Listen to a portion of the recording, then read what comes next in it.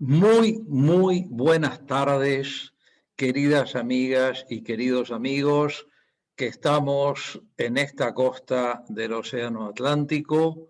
Muy buenas tardes tempranito para las queridas amigas y amigos que están del lado del Pacífico. Muy buenas noches para las queridas amigas y amigos que están en la hermana África, que están en la añorada Europa, y muy buen amanecer para nuestras queridas alumnas y alumnos del programa de cursos para el doctorado que nos están recibiendo desde la República Popular China. Hoy tenemos la alegría, la satisfacción desde el Departamento de Ciencias Sociales de la Facultad de Derecho de la Universidad de Buenos Aires y desde el Máster en Cultura Jurídica de la Universidad de Girona, de realizar otro más de los muchísimos y buenísimos encuentros que hemos venido concretando a lo largo de ya varios años a partir de una idea que surgiera de una conversación, también tomando una taza de té, como estamos ahora, que veo que no soy el único que está con su tacita de té en la mano, con mi distinguido amigo Guido Croxatto. Cuando empezamos a hablar sobre lo poco que se trataba la cuestión de la relación del derecho con la poesía. Y esto tiene que ver con todo el movimiento que venimos realizando desde el Departamento de Ciencias Sociales desde hace ya unos 10 años, junto con mis dos queridas compañeras de gestión, la profesora doctora Andrea Laura Gastrón y la profesora doctora Isabel Cristina González Nieves, en el sentido de vincular el arte y el derecho.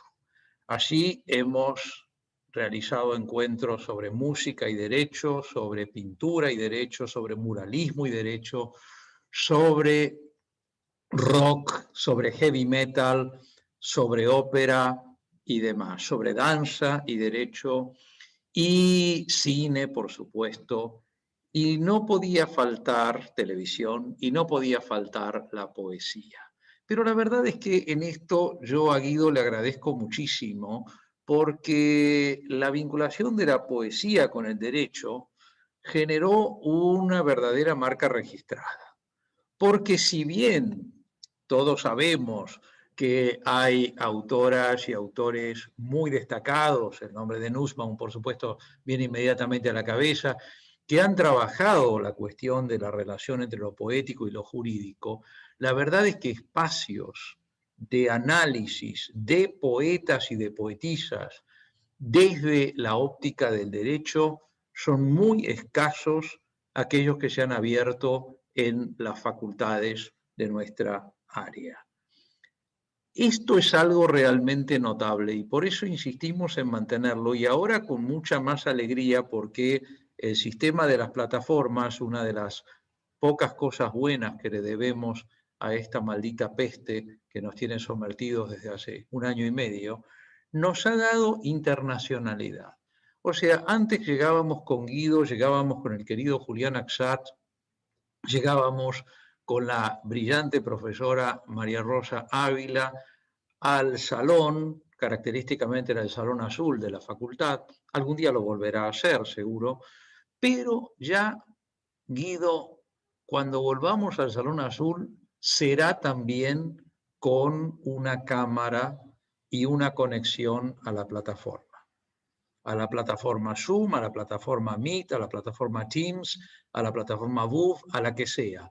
Pero yo creo que ya nunca más vamos a realizar estos eventos sin el soporte adicional que nos proyecte al nivel mundial. Porque sería terriblemente lastimoso que perdiéramos esta situación que nos han generado las plataformas durante la plaga, que nos permiten estar viendo, por ejemplo, ahora a recién cuando los veía en la sala de espera, bueno, acá tengo algunas personas muy queridas que voy a mencionar con riesgo de lastimar a otras, ¿no?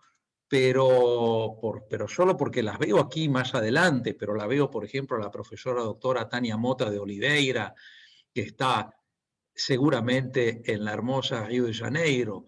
Ahora la veo a Michelle, que estará en Brasil también. La veo a Elizabeth, que está en Colombia. Veo a Eulalia, que está en Ecuador. Veo a Aline, que está en Chile.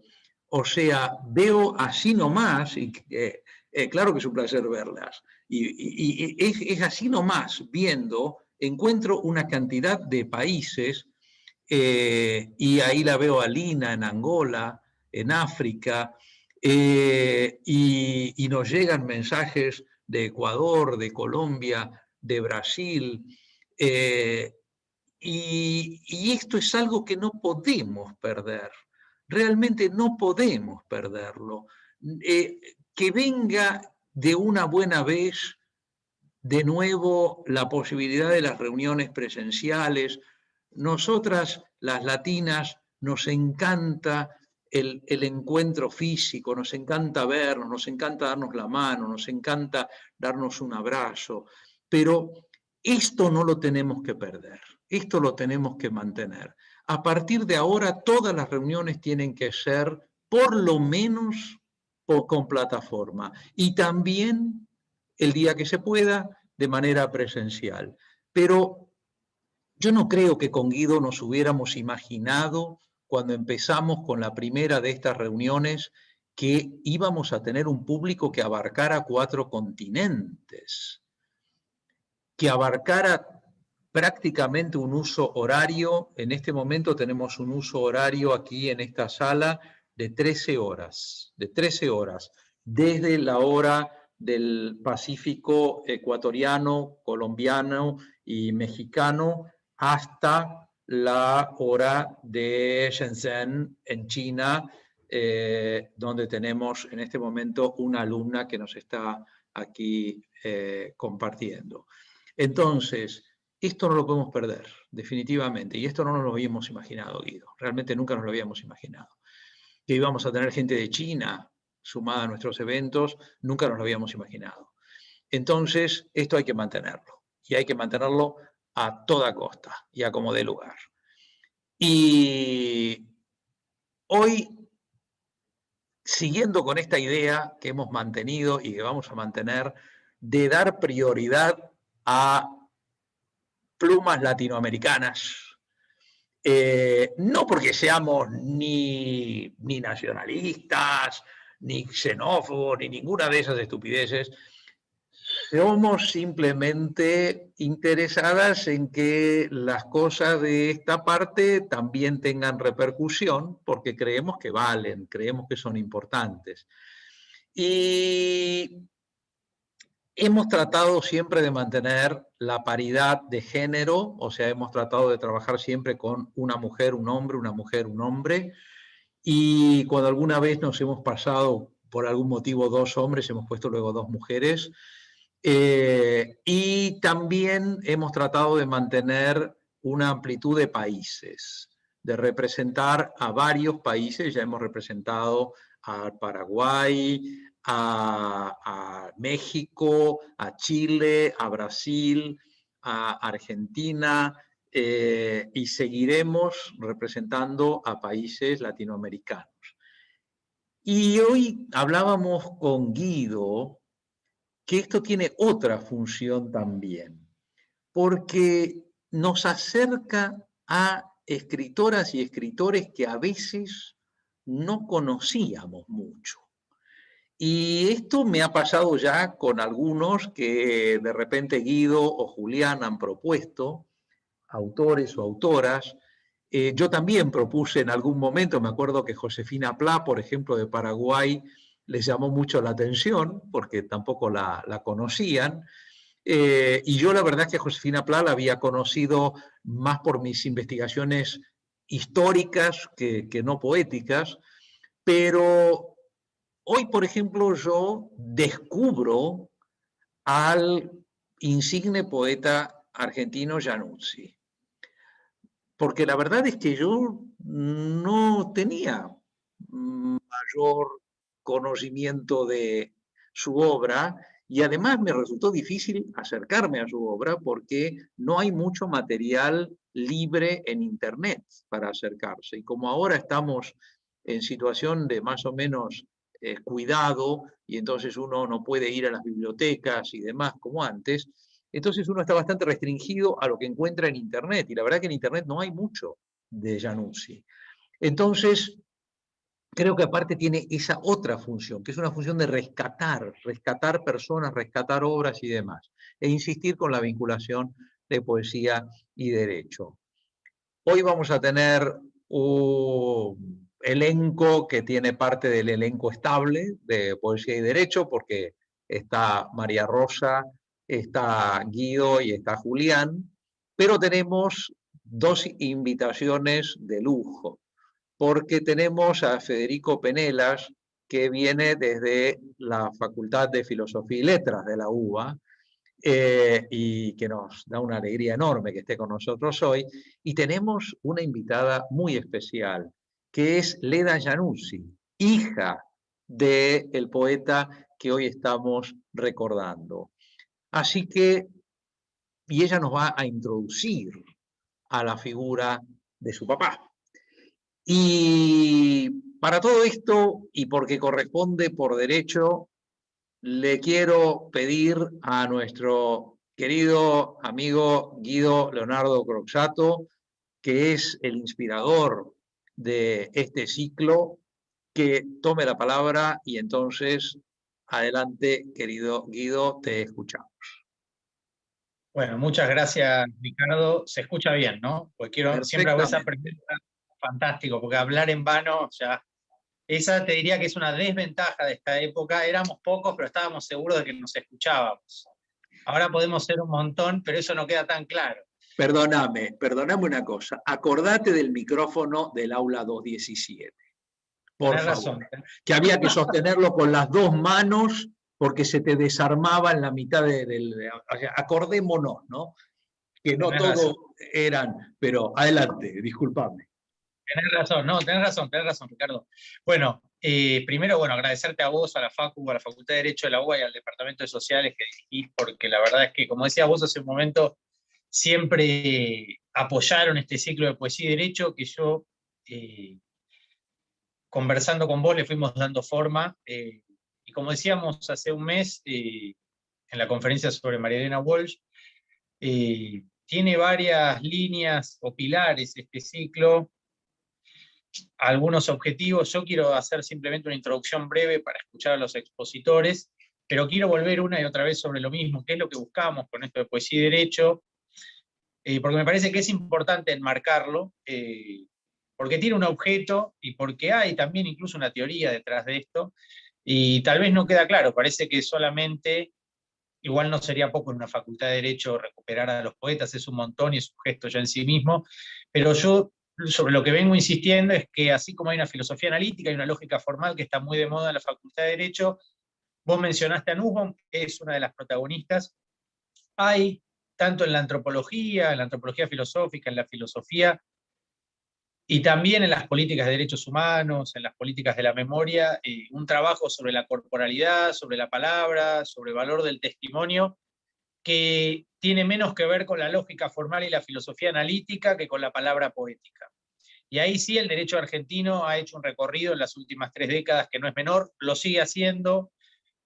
Por eso te diría que este ciclo de poesía y derecho está muy atravesado por una cultura o una historia de los derechos humanos, algo sobre lo que vos además sos un experto. Es decir, nadie de los que está acá se lo tengo que explicar, cada uno puede dar un testimonio. Julián es un testimonio vivo, además de un testimonio poético de esto que estamos diciendo. Yo creo, me había escrito 2 páginas para ser breve y directo y escucharlos a ellos o a ellas. Había titulado Hacer bardo a lo que había escrito, porque nosotros tenemos la idea de, digamos, si uno le pregunta en general a los más chicos o a los jóvenes, bardo es sinónimo de causar problemas, en general es una mala palabra. Te dicen no hagas bardo, que en realidad, digamos, el significado literal es no hagas poesía. La poesía como sinónimo de desorden, de problema, de conflicto, algo contestatario, y nosotros queremos reivindicar esa posibilidad, desordenar, incomodar un poco un derecho que está muy abroquelado, que funciona como una gran maquinaria, que respeta las formas lógicas y las formas de la burocracia. Cuando salís de la lógica y vas a la burocracia formal, respetamos un montón de formalidades, pero cumplimos muy pocos objetivos, porque el mundo es una enorme injusticia, una gran inequidad. Respetamos todas las formas del proceso, nos quedamos contentos con eso, no solo las formas lógicas en el plano de la filosofía, sino las formas procesales fuera de la academia. Pero el mundo es un mundo muy injusto, y eso evidentemente con la filosofía analítica y con la lógica formal no nos está alcanzando para transformar desde el derecho esa realidad. Es decir, al derecho evidentemente le falta algo. Yo la bola de cristal no la tengo, pero sí creo que la poesía puede ayudar a generar más empatía, más conciencia, humanizar un poco esto que hacemos. Si uno se pone más sofisticado, lo que hablábamos el otro día del formalismo ruso, desacomodar un poco a los abogados, hacerlos pensar un poco, ver lo mismo con otros ojos, eso me parece que es fundamental, porque nos obliga a no enfriarnos tanto, ¿no? A no ser tan fríos como abogados, como jueces. Yo creo que la misión de este ciclo, lo que decíamos el otro día, es ayudar al derecho a construir un lenguaje, yo diría, sin dobleces, un poco más claro, y creo, contrariamente a lo que enseñamos o nos han enseñado, que el derecho nace como poesía, que no es otra cosa, y a veces nos olvidamos de esto. Lo más evidente lo corremos de lugar, pero me parece que recuperar el origen del derecho, que está en una palabra justa, una palabra poética, una palabra vinculada a la identidad, es muy importante a la hora de defender la justicia. Y con esto lo quería conectar. Creo que tenemos un derecho que se ha burocratizado mucho, pero donde la equidad, la justicia están perdiendo lugar, y el derecho se parece, todas las ramas del derecho, cada vez más al derecho administrativo, donde hay que cumplir pautas, formas, y terminamos de alguna manera siendo una gran maquinaria, como diría Adorno, ¿no? Una metafísica que no sabemos a dónde conduce, o sí, y eso es un horror, pero ahí la poesía está del otro lado, está defendiendo los derechos humanos, combatiendo los campos de exterminio, haciendo memoria, reivindicando los cuerpos que son masacrados a través de las voces que son silenciadas. Y los primeros que son silenciados son siempre los poetas, porque son los que le contestan, los que cuestionan este ordenamiento. Naturalmente la poesía no tiene nada que ver con la teoría pura del derecho, sino con un derecho más bien que es todo lo contrario. Y eso tiene que ver con el cuerpo. ¿El cuerpo qué es? Digamos, esto es antropología básica, ¿no? El cuerpo es el lugar de lo sucio, eso que la filosofía quiere negar en nombre del razonamiento abstracto. Bueno, nosotros con la memoria, con los derechos humanos, con los hijos, lo que se trajo fue todo eso que el derecho puro, digamos, no encajaba ahí, digamos. Para el racionalismo esto no encaja por ningún lado. Y cuando empezamos con este ciclo de poesía y derecho, yo desordenadamente tenía esto, Ricardo, en la cabeza, que es una forma distinta, más sofisticada, de pensar el movimiento de derechos humanos en Argentina, desde la Facultad de Derecho, dándole un marco teórico a esa causa, que fuera de la facultad tiene otros caminos, pero que nosotros lo podíamos enmarcar haciendo de este ciclo, por un lado, un homenaje a un montón de poetas, muy relevantes todos, como el que vamos a tratar hoy, que es Januzzi, que es un gran poeta, fue un gran poeta, y por otro lado, pensar cuál es el lugar de la palabra en el derecho, cómo podemos hacer que el derecho hable de otra manera, o que hable de nuevo, y que los estudiantes no se aburran cuando damos una clase. ¿Cómo hacemos para que el lenguaje de la justicia o de la equidad vuelva a ser el lenguaje jurídico, y que el derecho no se termine administrativizando tanto? Yo creo que entre el derecho administrativo y la poesía es como el agua y el aceite, ¿no? Y yo creo que el derecho administrativo hoy es una gran maquinaria que va absorbiendo a todos los campos del derecho, incluyendo al derecho penal, que es el que a mí más me interesa.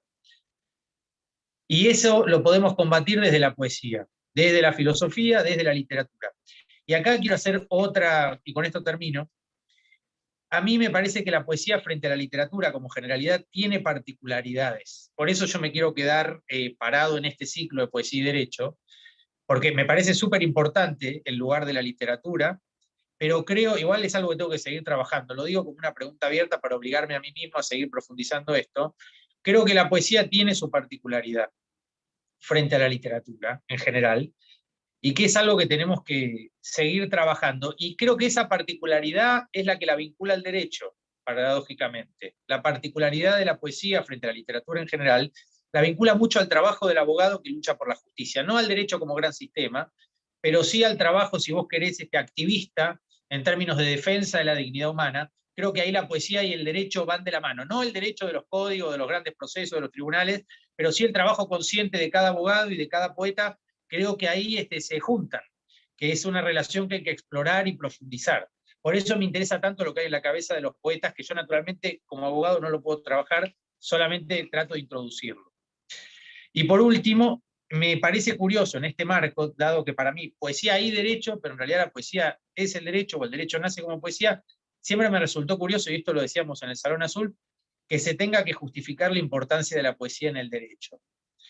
Eso es curioso, pero es que eso nos está dando la razón de por qué este ciclo importa, que nosotros tengamos en el siglo XXI que explicar por qué la poesía es importante para el derecho, nos da la pauta de cómo nos hemos alejado del camino, el camino de la justicia, de la dignidad humana. Y la paradoja es esa, tenemos un derecho enorme, tenemos 4.000 academias, tenemos 4.000 códigos, tribunales, instancias, pactos internacionales, burocracias enormes vinculadas a los derechos humanos, y la gente se está muriendo de hambre enfrente nuestro, enfrente de la Facultad de Derecho, en las puertas de Europa, se ahogan en el océano. Es una debacle lo que estamos viviendo, como diría Adorno. Y a Adorno le gustaba mucho Kafka, que es el autor que ustedes van a tratar, y eso no es una paradoja, porque creo que pocas personas como Adorno y Horkheimer denunciaron esto en Dialéctica de la Ilustración, esta maquinaria brutal que es el progreso, la civilización, la técnica, la razón instrumental.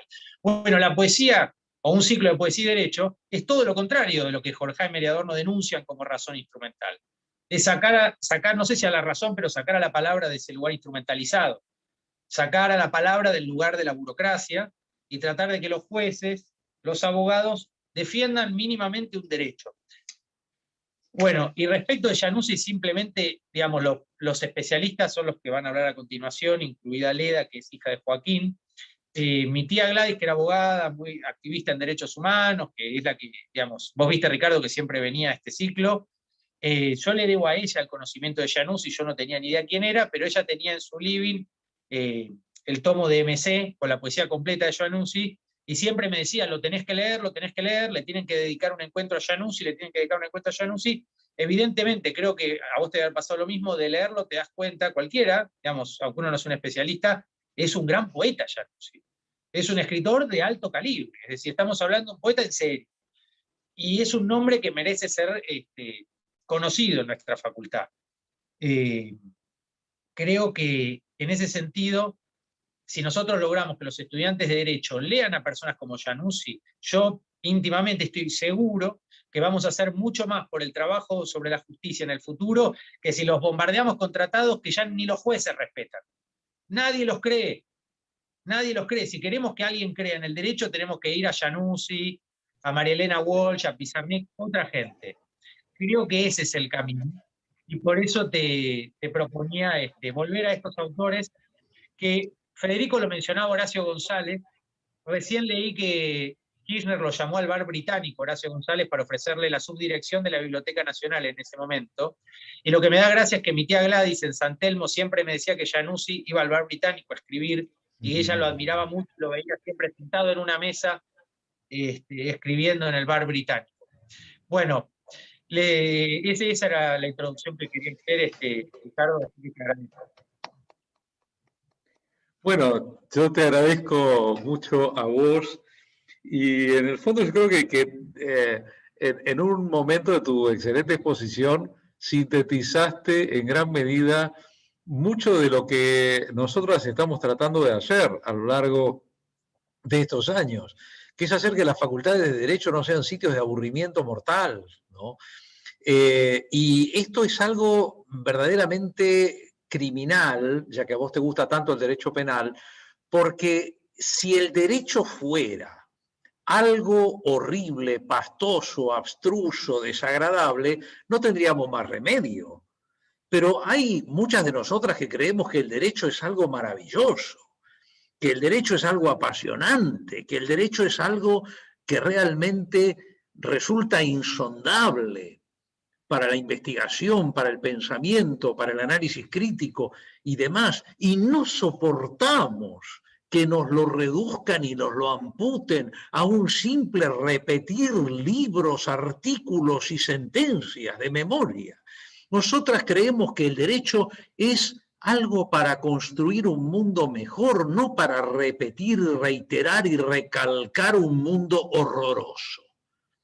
Entonces, necesitamos del arte, necesitamos de la poesía, necesitamos incentivar la creatividad, porque sin creatividad no habrá cambio del mundo.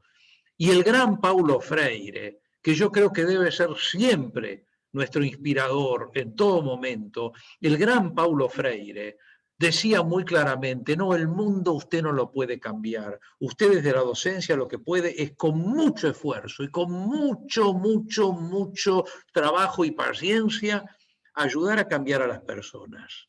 Y las personas cambian el mundo. Así que en eso estamos, querido Guido. Y ahora le doy la palabra a nuestra invitada de honor, que es Leda Januzzi, que va a contarnos un poco acerca, va a hacernos una semblanza acerca de su papá, que es alrededor de quien hoy estaremos trabajando. Leda, muy bienvenida. Te pido que conectes micrófono y tomes la palabra, por favor. Bueno, ¿qué tal? Buenas tardes a todos, a todas. Muchas gracias por permitirme este momento, estos minutos. Es muy interesante lo que planteaban. Yo también me preguntaba, ¿qué tiene que ver mi papá con ¿qué tiene que hacer mi papá en la Facultad de Derecho? ¿No? Esa era mi pregunta. No lo podía entender de ninguna manera. Muy clara lo que dijo Guido y acuerdo totalmente con esta nueva perspectiva en la cual hay del derecho. Así que, bueno, apoyo fuertemente esta joven, ¿no? Irrupción que viene desde los derechos humanos, básicamente, de allí. Así que en base a eso, que ahora me cierro un poco más, entiendo un poco más por qué estoy acá, además de por ser la hija de Joaquín, entiendo por qué estoy en Derecho. Muy interesante y aplaudo la iniciativa. Bueno, yo no voy a referirme a aspectos, por supuesto, de su poesía, porque no podría interpretarla o solamente sentirla, que quizás a lo mejor es lo mismo, no sé. Yo no pertenezco al área de las letras, soy investigadora del CONICET, me dedico a la ciencia, y desde chica mi papá me miraba y me decía, cuando hablaba de mí, me decía, bueno, esta chica se dedica a cosas serias, ¿no? Diciendo que lo que yo hacía era, bueno, yo muy estudiosa, ¿no? Muy aplicada en ese sentido, y además dedicándome a la ciencia, que era un aspecto que él también siempre valoró. La ciencia formaba parte de su estructura, de su mente. De hecho, había estudiado ingeniería, estudió también algo de arquitectura, y venía a La Plata, donde yo vivo, ¿no? En este momento, y decía que cuando venía a La Plata, se iba de la facultad, porque ingeniería era muy abstracta para él, y se iba al bosque a leer versos, ¿no? Eso es lo que él comentaba, su escape, ¿no? Y bueno, y dejó la facultad y se dedicó, de hecho, a escribir. Fue periodista, ¿no? Fue periodista de distintos diarios, escribía comentarios, fue periodista de crónica, director del diario Crónica, de la parte de redacción de Crónica, y tenía un aspecto así tenía mucho sentido del humor. Nos contaba los titulares que aparecían en el diario Crónica, y muchos de ellos muy graciosos, que él guardaba en su cabeza como anécdota y nos traía como para marcar un poco, ¿no? Que muchas veces rompía el hielo en ciertas cosas con una broma, porque tenía mucho sentido del humor. A pesar de un escepticismo o dramatismo, podríamos decir, en lo que se ve en su poesía, ¿no? A pesar de en ese estilo, cuestionando la existencia, ¿no? Y preguntándose por la existencia, muchas veces. Pero lo que yo vi como hija, fue un padre absolutamente presente, con una figura muy fuerte en la parte afectiva, más que nada. El respaldo de un padre muy presente y muy afectuoso. No solo conmigo, con mi hermana, somos 2 hermanas, mis hijos, sus nietos, que están presentes ahora. Están acá escuchando. Así que siempre ha tenido una parte afectiva muy importante frente a nosotras, y un humor, un sentido del humor bastante fuerte, interesante, irónico y a veces humor negro también, ¿no? Tenía. Por otra parte, bueno, porteño de raza, ¿no? Podríamos decir. Bien clara su tendencia hacia la ciudad de Buenos Aires. El café, el hecho de ir al café, a hablar con los amigos, el sentido de la amistad y el sentido de la conversación, el diálogo y la conversación. Eso realmente suele ser un don, ¿no? El don de la conversación. Y yo escuchaba horas en mi casa,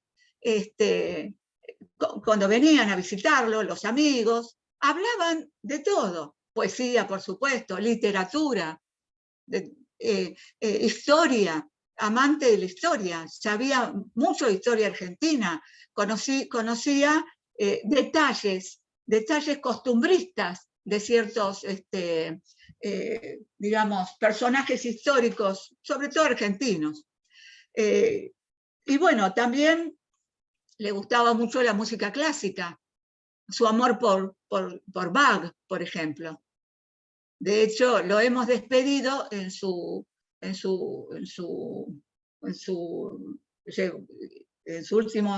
último día con una música de Bach, que él consideraba lindando con lo absoluto, ¿no?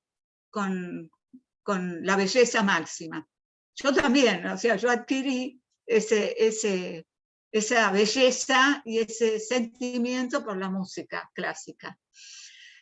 Bueno, no sé, quería hablar un poco de eso, de lo que yo recuerdo, de su gran amistad, del sentido de la amistad y el compañerismo con mi madre. Mi madre, una escritora también, novelista, que fue Libertad Dimitrópolos, y bueno, en ese ambiente nos hemos movido mi hermana y yo, y mis hijos también, todo el tiempo que pudimos disfrutarlo.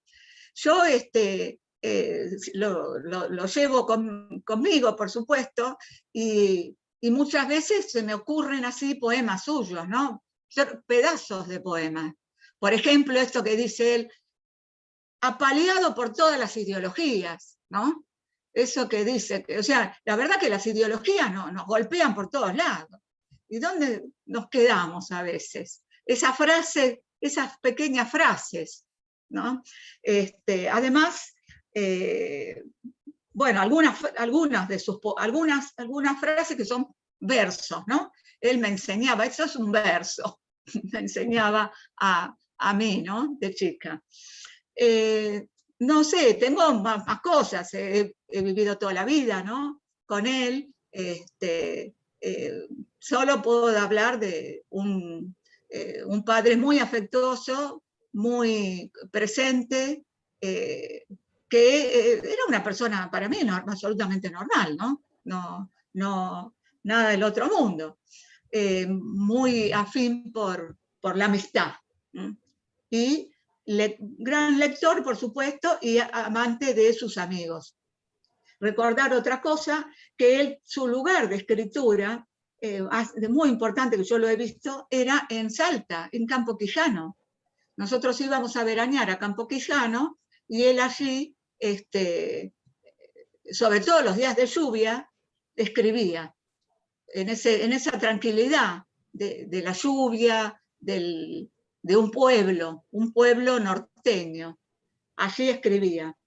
Bueno, ahí vemos la dalia, ¿no? La dalia es la flor que caía de su peso por la lluvia, en un poema. La dalia inclinada, por ejemplo. Y la lluvia en Quijano. Son poemas que yo recuerdo. Así que lo he visto muchas veces. Nosotros guardamos su máquina de escribir, donde escribía con 2 dedos, ¿no? Y la guardamos, la tenemos. Yo tengo la mesa donde él escribía, la tengo en mi casa, el escritorio donde estaban, yo lo tengo en mi casa, y esas son para mí los recuerdos más grandes. Bueno, según dicen, hay un poema, ya termino, muchas gracias, hay un poema que parece que me escribió. Nunca me lo dijo, pero parece que me escribió a mí. Cuando yo era joven, que tenía 18, 20 años, que estaba enloquecida por irme a los bailes, porque me gustó siempre ir a bailar. Entonces él me escribe un poema que se llama Mi hija se viste y sale, el cual voy a terminar leyendo. Dice, el perfume nocturno instala su cuerpo en una segunda perfección de lo natural. Por la gracia de su vida, la noche comienza y el cuarto iluminado es una palpitación de joven felino. Ahora se pone el vestido con una fe que no puedo imaginar, y en susurro de seda la recorre hasta los pies. Entonces gira sobre el eje del espejo, sometida a la contemplación de un presente absoluto. Un dulce desorden se inmoviliza en torno hasta que un chasquido de pulseras al cerrarse anuncia que todas mis opciones están resueltas. Ella sale del cuarto, ingresa a una víspera de música incesante y todo lo que yo no soy la acompaña. Muchas gracias. Gracias, Leda. Qué lindo tener un padre que te escribe una poesía tan linda, ¿no? Muchísimas gracias, Leda. Gracias a vos, gracias a tus hijos que nos están acompañando. Qué lindo. Y bueno, con tan insustituible presentación del poeta Januzzi, vamos a pasarle la palabra a uno de nuestros permanentes participantes e inspiradores de este ciclo, jurista y poeta. Jurista comprometido con los derechos humanos, comprometido con un mundo mejor, y poeta brillante, pero que en este momento tiene algunos problemas, aparentemente, buen poeta, con la electricidad y las fuerzas modernas. Querido Julián Axat, apenas puedas resolver esos problemas, tuya es la palabra, te escuchamos con muchísimo. Adelante, Julián. ¿Ahí se escucha, Ricardo? Se te escucha y no se te ve, pero se te escucha.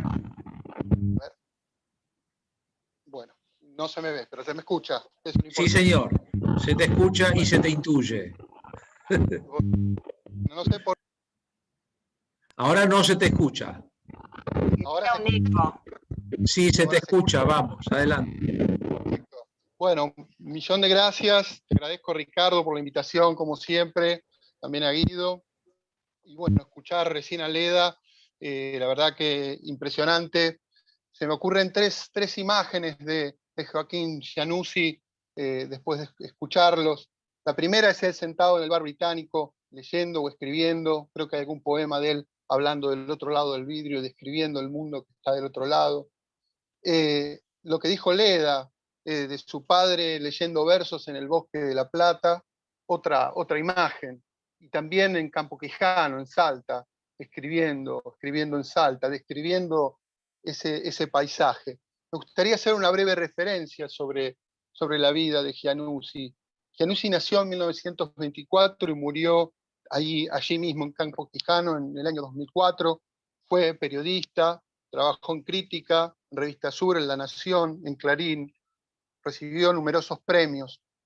Su obra son varios libros, son como 6 o 7 libros que fueron escritos entre 1954 y ya los últimos poemas inéditos que fueron incluidos algunos en la obra completa que fue editada por MC, como bien dijo hoy Guido, en el año 2000, una obra que llegó a estar incluso en saldos, en Corrientes, donde yo la compré alguna vez, y que fue reeditada hace poco tiempo, en el año 2016, por la editorial El Doc, ya ahí sí reuniendo su obra completa.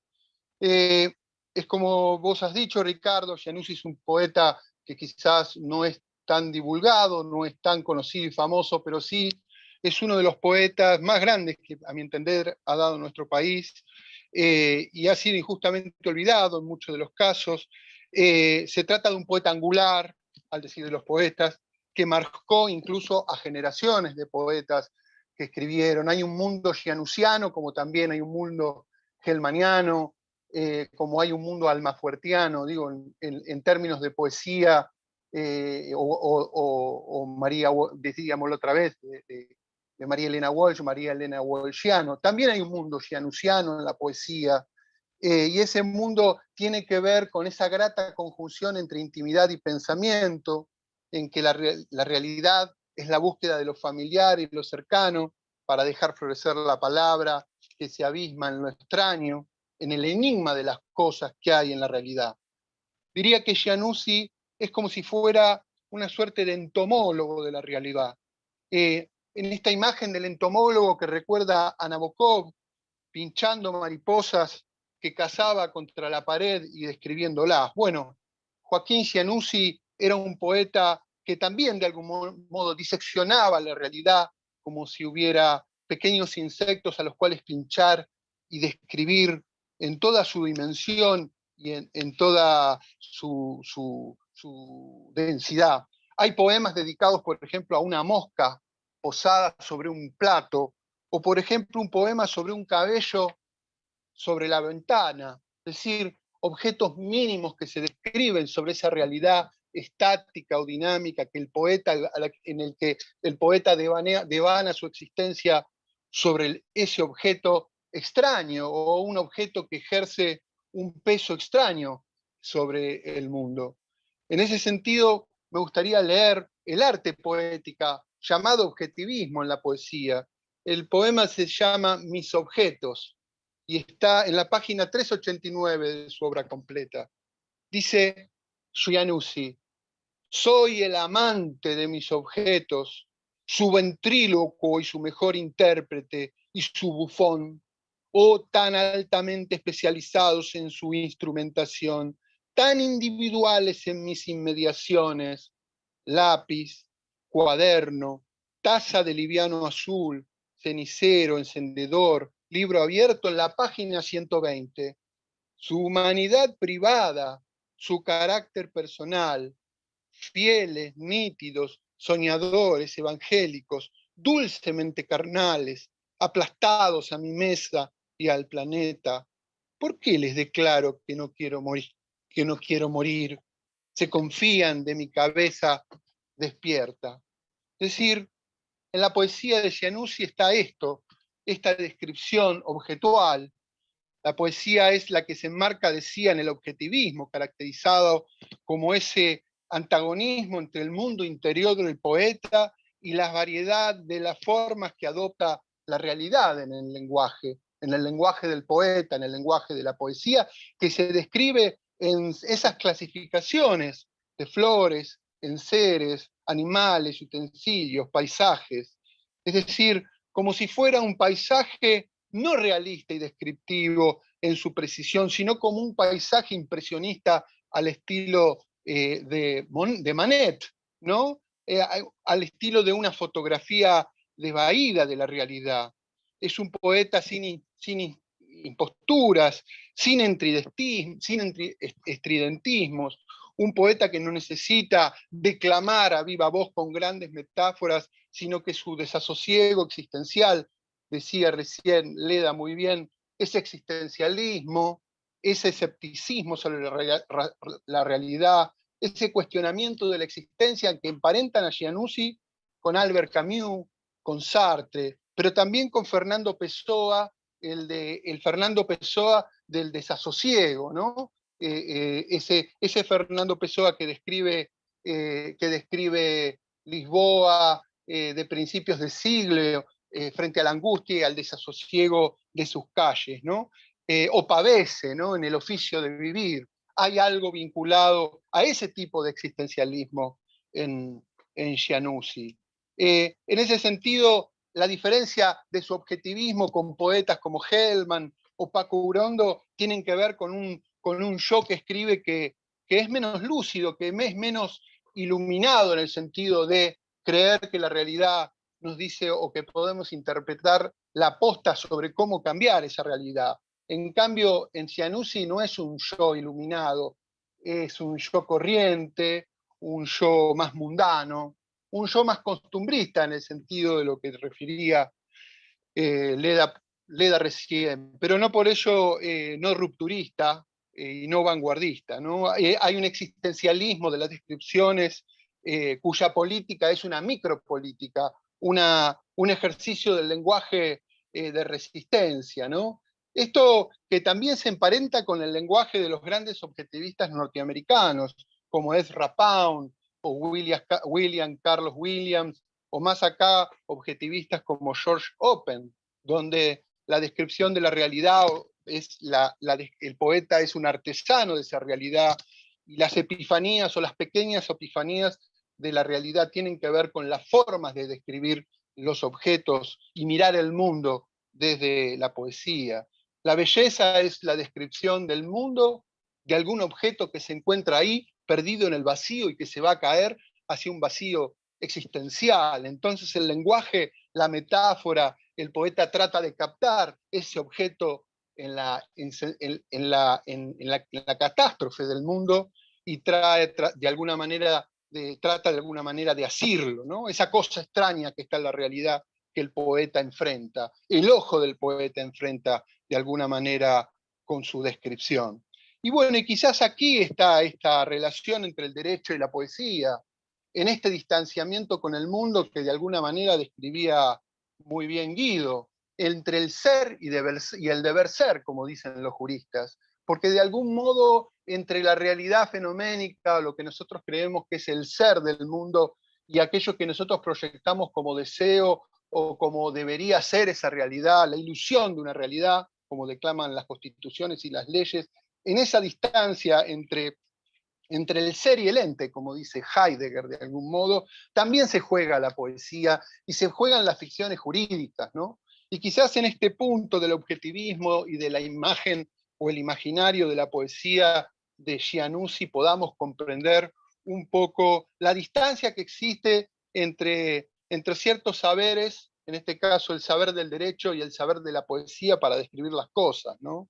Esto que también a muchos juristas le ha preocupado, como Cosio, Kelsen, Radbruch, los filósofos del derecho también, como los poetas, se han preocupado en esa problemática de que las normas jurídicas no se adecúan a la realidad por algún motivo, y hay que pensar por qué la realidad es tan compleja o qué pasa en la catástrofe de la realidad, que en la relación entre el ser y el deber ser, entre la norma o la idea de la norma y la realidad, no encajan, ¿no? No encajan.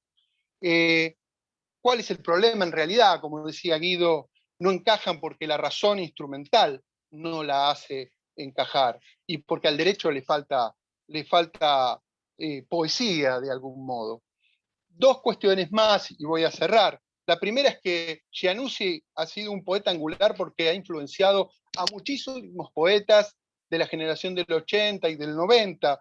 Hay un diario que se llama el Diario de Poesía que se empezó a publicar en la década del 80 y que se terminó de publicar a mediados del año 2000, 2010, 2011, que es Diario de Poesía, en el que escribieron poetas como Jorge von der Bieder, Santiago Kovadlov, Daniel Friedenberg, Susana Chela, Mirta Rosenberg, por nombrar algunas poetas y poetisas que fueron y forman parte de algún modo de la influencia que dejó Giannuzzi desde el mundo desde el mundo del objetivismo poético, ¿no? Y poetas de los 90 ya, como el caso de Sergio Raimondi, Fabián Casas, Santiago Vega, que también de algún modo en la década del 90 repensaron la poesía de Giannuzzi, quizás llevándola a un minimalismo o lo que algunos llaman un poquitismo, para describir quizás en un contexto como el de los 90 tan complejos, desde la poesía esa realidad que también en los tiempos neoliberales, ¿no? Que los tenían y los contenían, ¿no? Giannuzzi escribió en otros tiempos, su objetivismo era, como decía hoy, existencialista, era el mundo de posguerra. Y quisiera terminar, y ahora sí, porque hay una relación entre Giannuzzi y el derecho que es explícita, y está ubicada en la página 85 de su obra completa, y se llama Memoria del abogado. Es un poema dedicado a los juristas. La verdad que este poema no se encuentra, Ricardo, en internet, por eso te lo voy a leer. Es muy breve, pero creo que Giannuzzi describe el mundo jurídico desde el objetivismo como pocas personas, y es de algún modo una descripción objetiva de un problema concreto. Memoria del abogado. Cuando lo conocí, vivía y comenzaba estudios de derecho, sin saber para qué en ambos casos. Su clase lo tenía aprisionado como en un túnel. Él arremetía a puntapiés sus paredes o grababa obscenidades a punta de cuchillo. Sospechaba un error maligno en el destino que le estaba perpetrando los suyos, y cuando terminó por confundir el engaño con el orden, ya estaba sometido y limpiamente afeitado. Estudiante, abogado, casado, padre, abuelo, sumergido girando en la marea histórica nacional sin conocer a fondo lo que se proponían los hechos, lo que no le evitó sacar conclusiones, en la que se instaló como en un traje duro. Agarró dinero, gozó, padeció una cuenta bancaria donde un segundo corazón le palpitaba y no dejó de latir cuando el otro estalló. Ni un segundo dramático para entender que había fracasado. No le dieron tiempo su título, su mujer, los tribunales, su propia mentalidad, el televisor, el automóvil, el teléfono le impidió concluir un pensamiento privado. Recuerdo haber bebido un café en su correcto velorio, porque el mundo no había cambiado todavía. Le destinaron un nicho aséptico en el cementerio con un número de bronce en el mármol vertical, porque así concluye esta causa, doctor, con una cifra velozmente superada, mientras el país lo olvida y prosigue sus glorias e injurias por su propia cuenta. Muchas gracias. Gracias, Julián, a vos. Bueno, ante todo, ya mismo te pido por favor este poema que me lo mandes, porque yo no lo había visto, no lo conocía y lo quiero tener. Así que por favor te comprometo a que me lo envíes. Y luego yo lo difundo a quien lo quiera. Fíjate vos una frase, ¿no?, del poema que anoté acá cuando vos leías, porque el mundo no había cambiado. Porque el mundo no había cambiado. Fíjate, Julián, me parece que Giannuzzi tenía bastante claro para qué tienen que ser las facultades de Derecho. Que las facultades de Derecho tienen que ser para cambiar el mundo. Y entonces, las abogadas y los abogados, el día que nos velan con ese café, tendríamos que poder escuchar, si es que escuchamos aún de alguna manera mística, que la gente dice en algo mínimamente contribuyó a cambiar el mundo. Creo que ahí Giannuzzi evidentemente se mostró muy sagaz en el conocimiento del mundo de lo jurídico y de lo que el mundo de lo jurídico debería ser y tal vez no es, o no es. Y el otro aspecto que me pareció súper interesante de tu, como siempre, sabia exposición, es el tema de las cosas.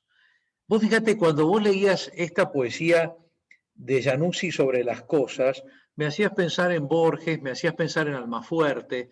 Después lo mencionaste a Pessoa, lo cual generó un aplauso por parte de Tania Mota, que muy bien conoce Lisboa. Y Pessoa y Lisboa no solamente riman, sino que además son un binomio, ¿no? Verdaderamente. Pero fíjate vos que el tema de las cosas es un tema en el cual creo que en la Facultad de Derecho deberíamos escuchar más a la gente de la poesía, porque no hemos verdaderamente, o no queremos, o tal vez después del positivismo fuerte del 19 y de principios del 20, no nos cierra ver las cosas como las vemos como seres humanos. O sea, insistimos en ver las cosas como no las vemos nosotras en cada día, en nuestra relación con las cosas. En cambio, los poetas sí mantienen eso. Y lo que es interesante es que en última instancia, todo el ramo, el rubro, la rama de los derechos reales, de res rei, de los derechos reales de las cosas, cuando los romanos construyeron todo esto, tenían en general una visión mucho más animista de las cosas y encaraban las cosas en una relación que involucraba al sujeto en la cosa. A mí siempre me pareció, en ese sentido, extraordinaria la manera de ver la relación con la tierra, de ver esa especie de matrimonio del paterfamilias con el ager, ¿no? Con el campito. Ese acto de arar el campo que en gran medida era un acto sexual, era una relación sexual del paterfamilias con la tierra, ¿no? No en vano la semilla era semen seminis, ¿no? Y el paterfamilias inseminaba al campo. Y esto permite entender bastante más la cuestión de la usucapio. Es decir, de la misma manera que un marido que no satisface a su esposa, en el antiguo contexto romano, merece perder esa esposa y merece que la esposa busque un hombre que mejor la honre. Y la tierra también, la tierra también. Cuando la tierra no es satisfecha por su paterfamilias, entonces es bueno que la tierra se case con otro hombre. Es bueno que la tierra tenga a alguien que realmente la valore. Fíjate que es interesante porque esta visión, que es una visión que también tiene que ver con Pacha y tiene que ver con las formas afro y las formas de nuestros hermanos y hermanas originarios de América, es una forma que realmente permite entender de una manera completa y existencial la usucapión. Una figura que luego no se termina entendiendo en general en una óptica que no considere a las cosas como realmente a las cosas las vemos. En los libros de derecho, este suéter es un suéter. Y en la realidad es mi suéter, que tiene la forma de mi cuerpo, que tiene... ¿Qué hacemos cuando se nos va un ser querido? Tomamos una prenda, tomamos una ropa que usaba, la olemos, cerramos los ojos y lloramos. ¿Dónde, por Dios, en un libro de derecho se rescata esa realidad existencial de las cosas? No, Julián, necesitamos la poesía.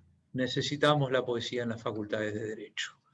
Y para eso la llamamos a nuestra querida y brillante amiga, poetisa y jurista, la profesora María Rosa Ávila. María Rosa, tuya es la palabra. Adelante. Bueno, muchas gracias. Gracias por la invitación al departamento. Gracias al gran jurista Ricardo Rabinovich Berman. Gracias a los fundadores del espacio, Guido, Julián, a este brillante panel y a todos y todas ustedes que están acá haciendo que este encuentro tenga sentido. Así que bueno, yo hice una presentación, no sé si la ven, ahora. Sí, señora, la vemos. Ok. Bueno, hice una indagación con las dificultades que plantea explorar cuánto existe en el mundo digital de Giannuzzi, ¿no? Cuánto es posible en este conocimiento que nos plantea hoy Google y todos los buscadores, y de todo lo que fui investigando y relevando hice una selección, ¿no? Y me pareció que esta foto es una foto interesante de él. Bueno, muchas de las cosas, digamos, de contexto de él ya se dijeron. No sé si se especificó que recibió varios premios, el municipal, el nacional de poesía, sí que colaboró en La Nación, en Clarín, en Crítica, en la revista Sur, dirigida por Victoria Ocampo. Y acá tengo unas palabras de él sobre el tema en una entrevista que hizo en el 2000. Dice, quizá lo que más me interese o me llame como temática no es la muerte personal, sino la muerte de un mundo, el estado de disgregación en que nos encontramos, la caída colectiva de la belleza que estamos presenciando. Y no tanto la muerte en sí, sino los espacios que la rodean, el deterioro a causa del tiempo, el sentimiento de la pérdida, la degradación de la energía espiritual, el quiebre de la unidad. En la poesía de hoy, a veces, 2000, noto que no se responde a este gran drama que nos rodea, en el sentido de que nos sangra. A veces uno teme, no que abandonemos las palabras, sino que las palabras fatigadas acaben por abandonarnos. Entonces, como ya dijeron y expresaron, pero voy a volver a repetir, la ley antigua muchas veces tomó la forma de la poesía. Entonces podemos pensar que las leyes eran expresadas también a manera de un encantamiento. Entonces había una apelación a esos recursos de rítmica y repetición para impartir la ley, como si fueran especialmente importantes para fortalecer la autoridad, si es que estaba debilitada por su propio ejercicio. Entonces la poesía puede actuar como una flauta mágica, infundiendo respeto y aceptación por medio del poder misterioso y mágico de la palabra.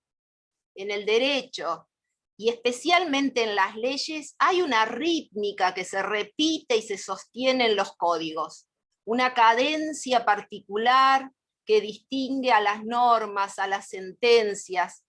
Esta operación no puede ser inocente, sino es más bien un recurso de los que contribuyen a la tarea de generar legitimidad. Entonces la ley se puede volver así una canción, un poema que produce obediencia.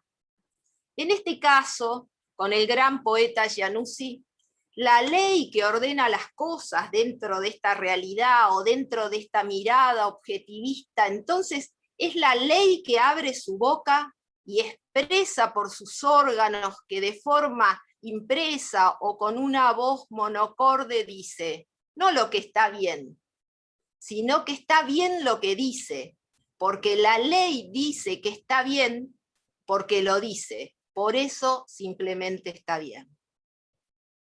Bueno, acá hice una selección de algunas imágenes de su obra completa y algunas imágenes y fotografías de él muy interesantes, ¿no? Y hice una selección de Giannuzzi y su época, su historia, y la importancia que él le daba a su testimonio poético. Para él lo testimonial era relevante. Entonces elegí un poema que se llama La Racia. Una vez más, el golpe de Estado lo puso contra una pared, los brazos en alto, le abrieron las piernas, lo palparon de armas, a empujones lo subieron a un camión azul donde había otros amontonados en la oscuridad. El mundo, más o menos explicable, desapareció. El camión arrancó, cruzó espacio y tiempo desconocidos, hasta llegar a un lugar sin nombre, donde los descargaron a palos. Así que ingresaron a un sitio cuadrado entre paredes ciegas. Allí quedaron tendidos y pisoteados por figuras negras que vociferaban como si quedara poco tiempo para todo, hasta que sonaron repetidas descargas de metralla. Así que murió sin saber hasta dónde podría haber soportado todo eso. Acá, con esta otra imagen que nos mira con colores, en una escena muy parecida, seleccioné otro poema de Giannuzzi y su ideología, ¿no? Su modo de ver el mundo y su modo de ver las desigualdades. Crónica de la columna vertebral se llama el poema. ¿Y qué nos dice Giannuzzi? Para levantar las pirámides, 200.000 hombres a lo largo de 3 generaciones cargaron y arrastraron millones de toneladas de piedra. 2 imágenes de restos óseos revelan el costo de las obras. La columna vertebral de los obreros aparece curvada en 2 secciones. Muestran fisuras, bordes corroídos, luxaciones, agobio eterno. La de los faraones, sacerdotes y altos funcionarios se ven erguidas y frescas como recién nacidas. Después de 4000 años, vértebra sobre vértebra, crujido a crujido, el espinazo innumerable sigue cargando el peso del sueño y la podredumbre de los señores. Joaquín Giannuzzi se llamaba a sí mismo: soy un poeta estándar. En esta entrevista que le hace Jorge Brega, le pregunta, ¿qué le importa más? ¿Que el poema alcance el corazón o la razón del lector?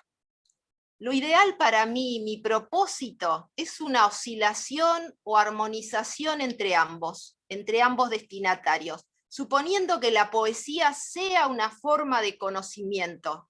Yo supongo que lo es, no en el sentido lato del término. Es un nivel de experiencia distinto al pensar convencional.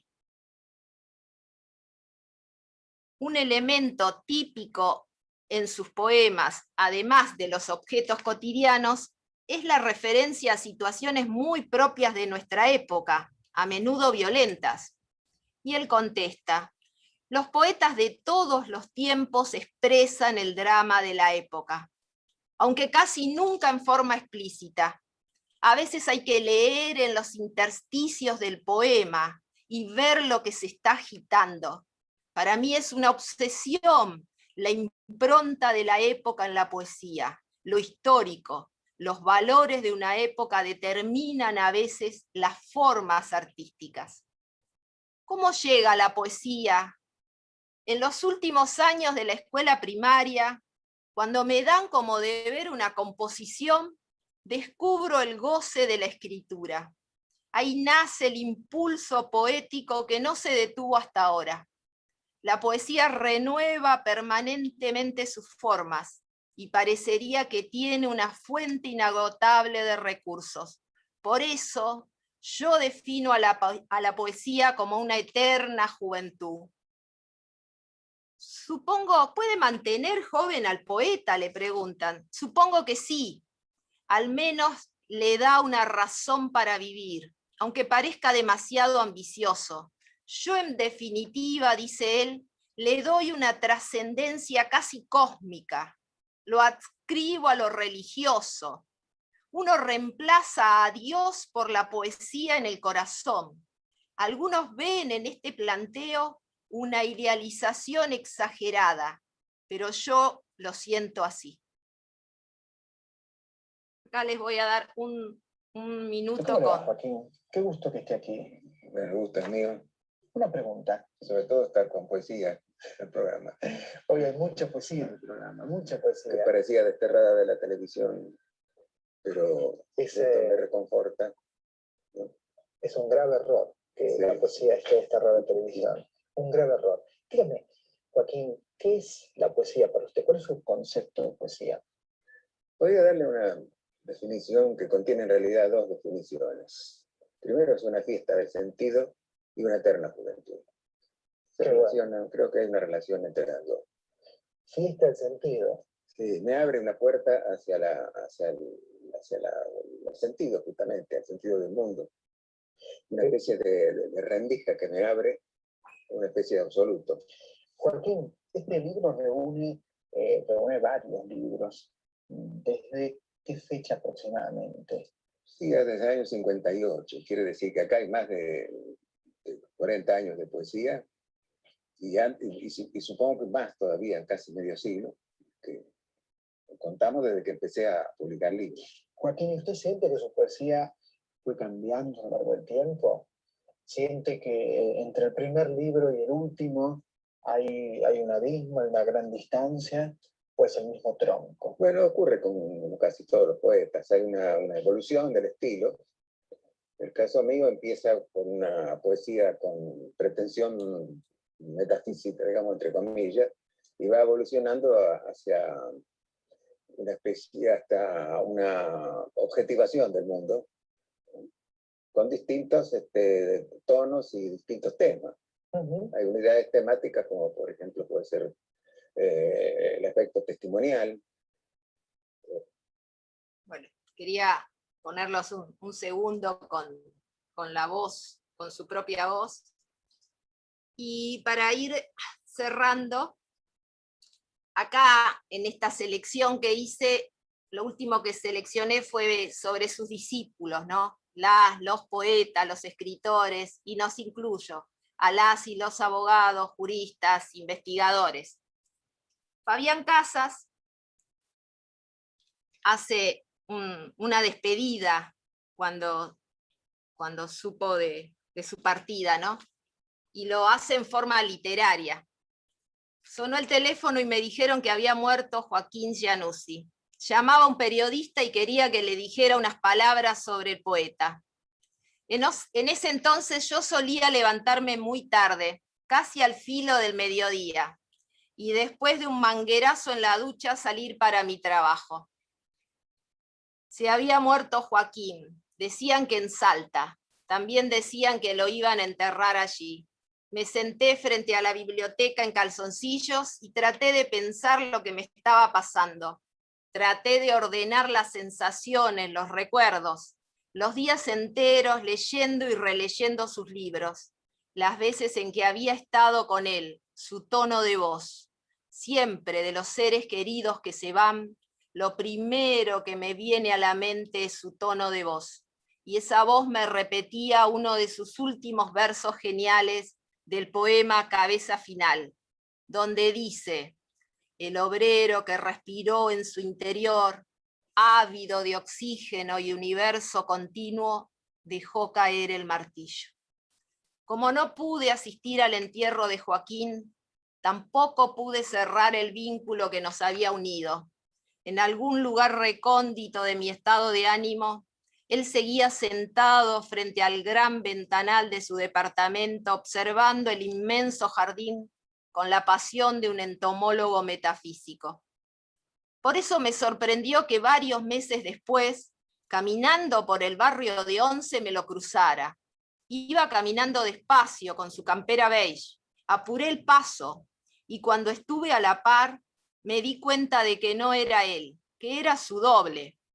Recordé que los grandes poetas, si realmente lo son, cuando llegan al final de su vida, logran el milagro alquímico de construir un doble, cuya finalidad es recordarnos que ellos están ahí, dando vueltas en un universo paralelo que cuando menos lo esperamos puede irrumpir en nuestro mundo. Si todavía pudiéramos hablar, me gustaría decirle que los poetas más jóvenes buscan sus libros, como se busca una revelación, que hace poco estuve en México y que vi emocionado cómo los escritores, y no tanto, vaciaban la góndola con los libros de su obra poética que se vendían en la librería Gandhi local. Que ayer agarré un arte callado y abrí al azar en el poema que le pone título al libro y leí: Nuestros pies perfeccionan el arte de entrelazar los dedos. Unidas en la almohada, nuestras cabezas apuestan a una boda perpetua. Expatriados, cerradas las puertas y las ventanas, abrazados al desnudo, oponemos una ideología de lo callado, a la manera en que marcha el mundo según la pantalla de la televisión. Las y los abogados también leemos su obra para entender esta poesía que busca la universalidad en lo cotidiano. Tiempo, María Rosa, con perdón. Y a la vez la justicia en ese lugar en el que vivimos, en el que soñamos y en el que morimos. Muchas gracias. Disculpen si Gracias a vos. Disculpen si me extendí. Muchísimas gracias. Danos de vuelta la pantalla. Sí, ya salgo. Por favor.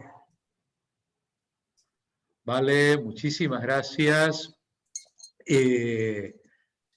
Excelente tu selección de fotografías, de poesías y el reportaje que luego lo vamos a tener que sacar cuando subamos el video a YouTube por una cuestión de propiedad intelectual. Así que qué suerte que lo han podido apreciar. Está citado.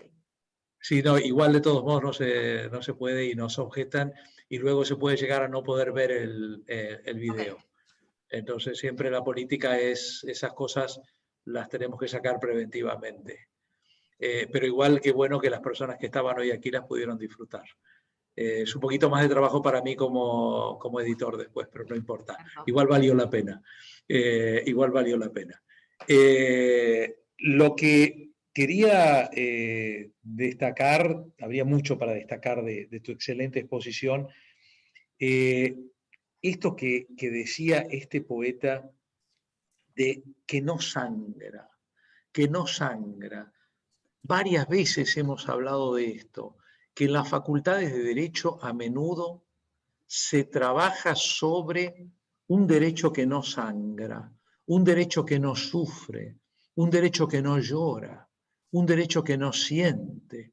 Hablamos en derecho laboral del despido e ignoramos completamente el sufrimiento enorme de la trabajadora, del trabajador, que son despedidos, que son echados de la noche a la mañana, que se quedan sin su fuente de labor, sin su fuente de ingresos y sin su proyecto de vida.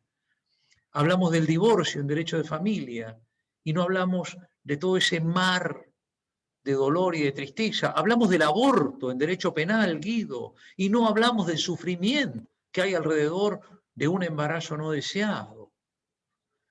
Es increíble cómo hemos trabajado para transformar a las facultades de Derecho en criaturas de Frankenstein, que parecen externamente seres humanos, pero que no lo son, que son productos de laboratorio.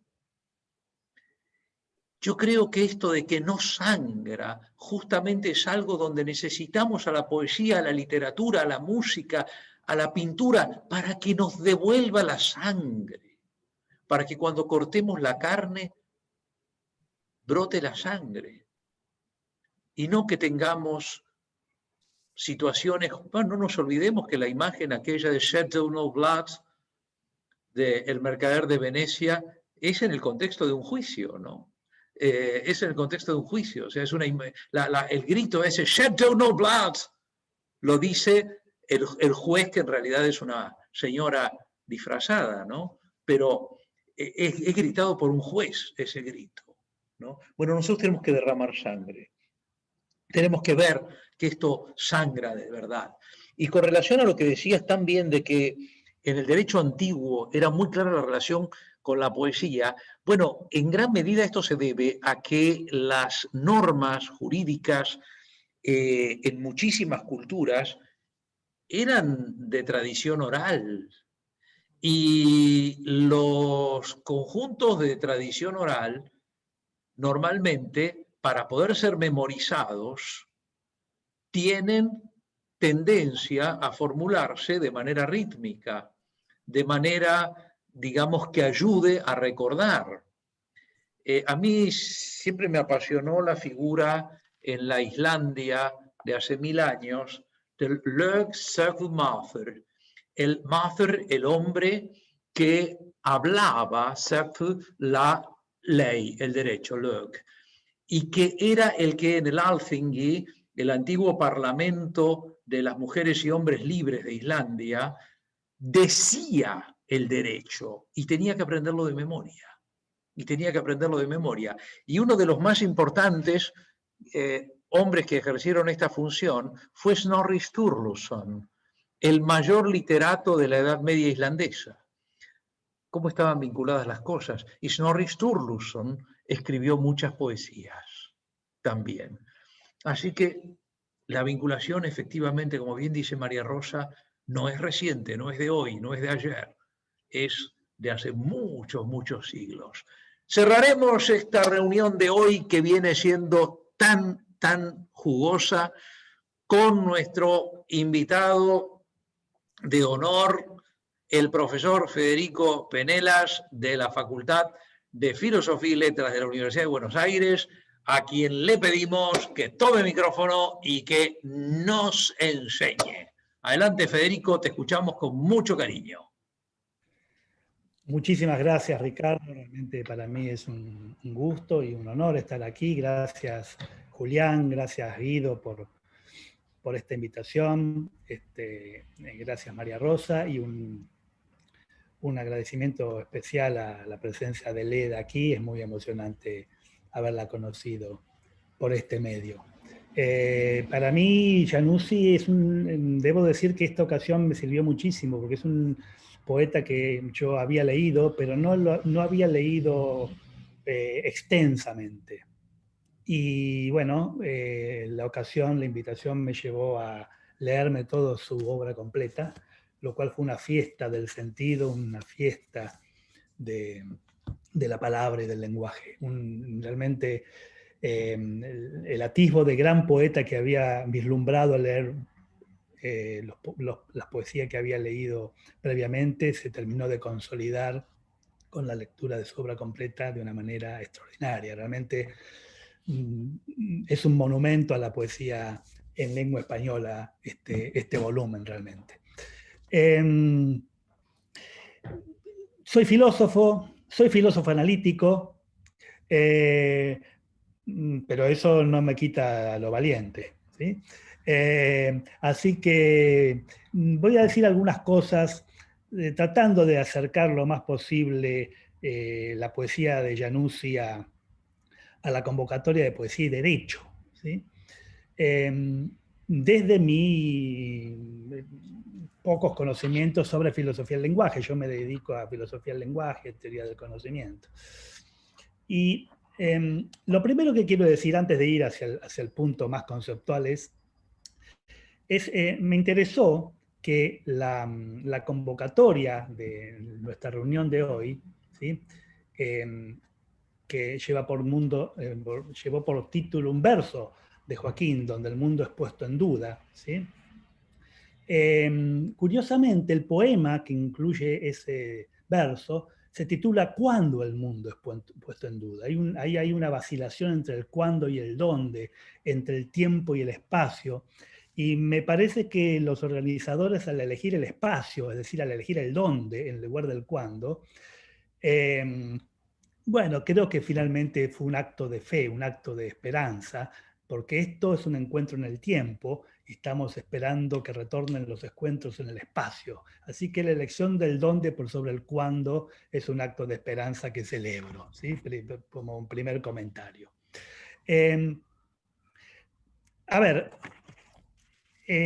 Querría empezar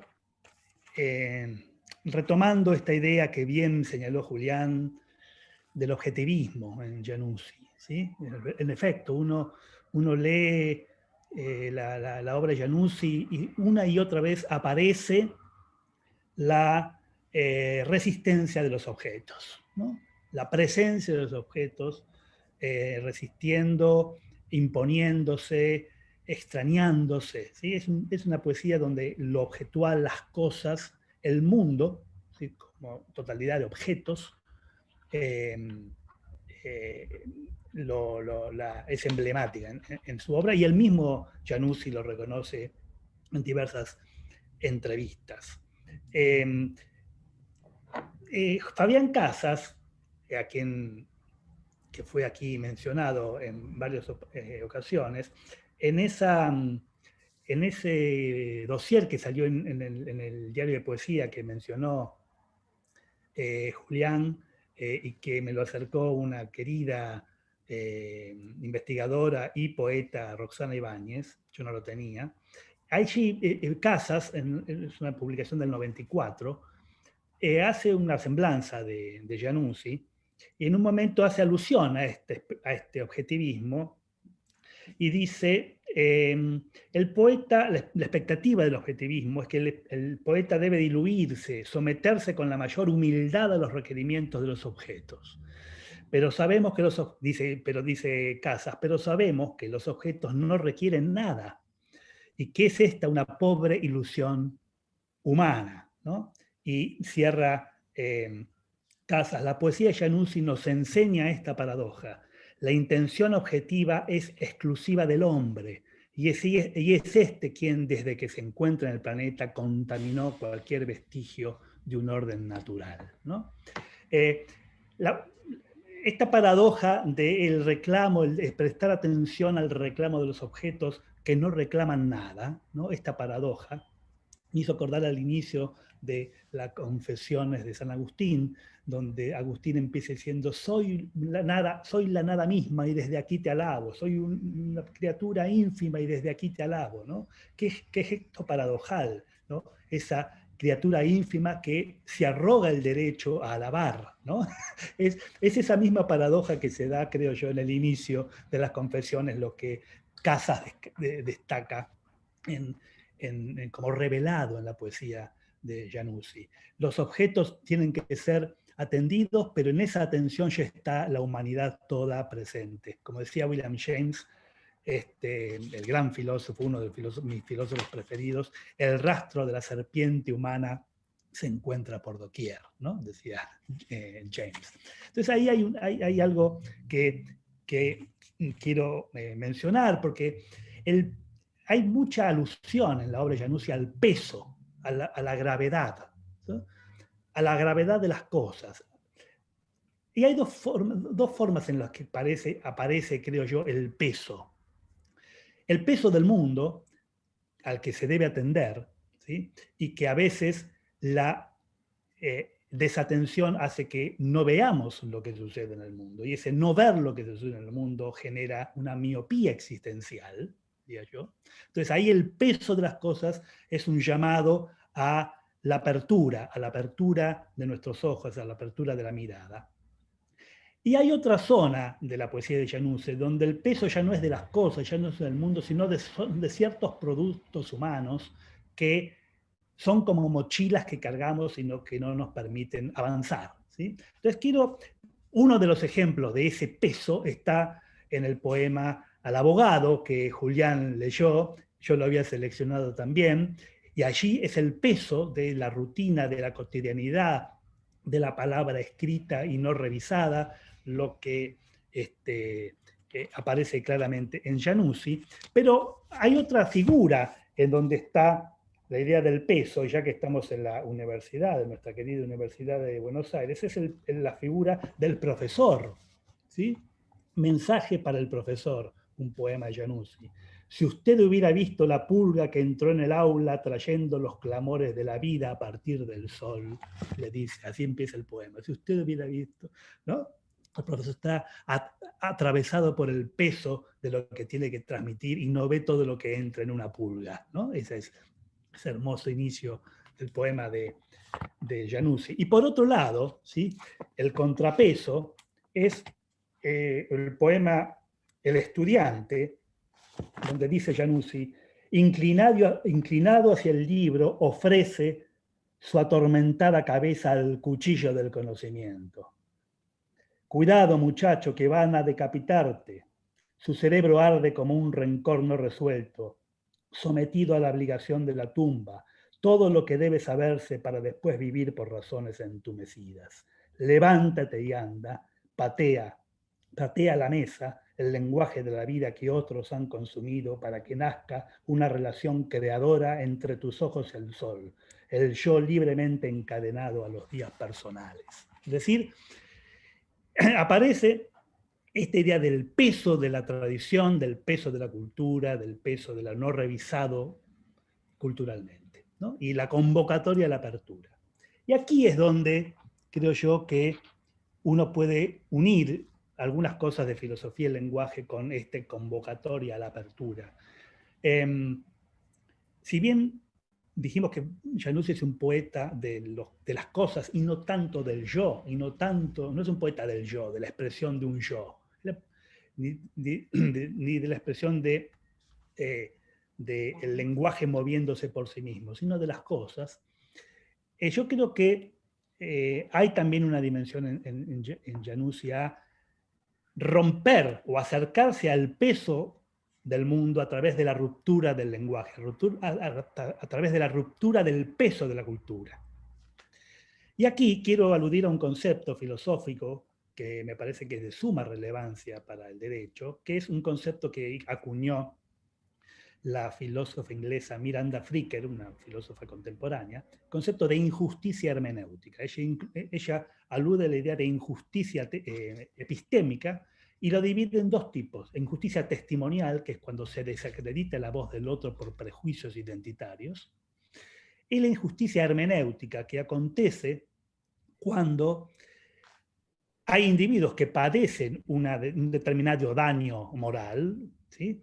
y no cuenta la sociedad con los recursos conceptuales adecuados como para que incluso las propias víctimas puedan conceptualizar su carácter de víctima. ¿Sí? Allí lo que se produce es una injusticia hermenéutica, dice Miranda Fricker. Y la salida es el acuñar nuevos conceptos, que se da usualmente a través del acuñar nuevas palabras. Y eso suele darse a través de un acto poético, ¿sí? Un acto poético de ruptura de las palabras, de juego con las palabras. Hay mucho en Januzzi de apelación a un nuevo lenguaje, un otro lenguaje, ¿no? Por ejemplo, en Este mundo, muchachos, en ese poema, este mundo, muchachos, no lo oyen, reclama otra especie de poesía. Así empieza, ¿no? El mundo reclama otra especie de poesía. El peso del mundo reclama que el peso de la cultura cambie. En otro poema titulado Fábula, dice: abrumado por el tabaco y la cultura, y convertido en un engaño por su propia clase, estaba esperando la revolución por la desnuda, terrible acción de los otros en la calle. Avanza el poema y termina así: inventó un poema con todo eso y el resultado es una estafa a la vieja forma, una lejanía cada vez más vergonzante de un nuevo lenguaje que puede estallar en cualquier momento, ¿no? La idea de un nuevo lenguaje aparece fuertemente en Januzzi. Y finalmente, déjenme, en un poema maravilloso dedicado a Almafuerte, ¿sí? que fue mencionado hoy también aquí. Muy buenos días, abuelo, le dice Januzzi a Almafuerte.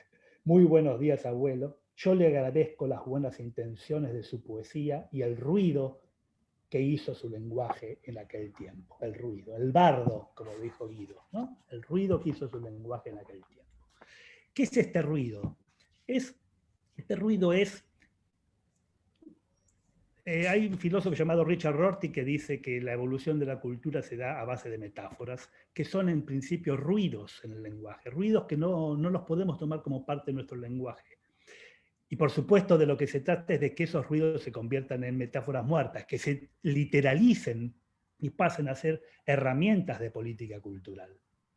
Y aquí yo creo, o sea, la superación de la injusticia hermenéutica involucra este juego poético de ruidos nuevos que se literalicen y pasen a ser partes de nuestras herramientas en la política cultural. Y aquí déjenme decir que los abogados, o los buenos abogados, son maestros de la poesía, son maestros de la superación de la injusticia hermenéutica. Déjenme dar algunos ejemplos. El ejemplo que da Miranda Fricker en su libro sobre injusticia hermenéutica para ilustrar lo que quiere aludir con ese concepto, es la idea de una mujer, Carmita Good, que padecía un daño, cierta sensación de daño por cómo era tratada por el jefe en la empresa, quería irse y no le daban una indemnización porque no había una causal, en fin, hace un juicio, pero no tenía palabras para describir lo que le pasaba. Cuando lo quería describir, todos le decían, ah, bueno, te está flirteando, no pasa de ahí. Hasta que su abogada y un grupo de feministas que la reunieron acuñaron el concepto de acoso sexual. No existía previamente, no se vivenciaba esa experiencia como un caso de daño moral. Fue una abogada la que acuñó ese nuevo concepto que alumbró esa zona del mundo que no le dejaba ser visibilizada, que era el daño del acoso sexual. Déjenme dar otros ejemplos que son ejemplos de la poesía de los abogados. Femicidio. Y uno no, muy en boga últimamente también, persona no humana, para aludar a los derechos de los animales. La idea de persona no humana es una genialidad de la construcción poética de los abogados en su afán de superar la injusticia hermenéutica. Así que déjenme entonces cerrar con esta apelación de Januzzi a un nuevo lenguaje como modo de superar la injusticia hermenéutica, de darnos nuevas herramientas conceptuales que nos permitan transformar el mundo, y son ustedes maestros en esta tarea, no solo los poetas. Januzzi, cuando decía soy un poeta estándar, lo que quería hacer es desacralizar la figura del poeta como aquel que tiene una posición de mirada por arriba de la cultura y desde allí puede trazar determinados lineamientos. Todos somos poetas. Como dice Rorty, la gran enseñanza de Freud es que somos todos poetas, somos todos creativos de lo que hacemos a partir de nuestro inconsciente.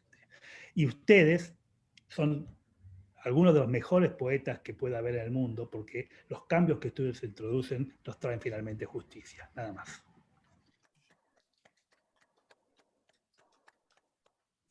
Genial, querido Federico.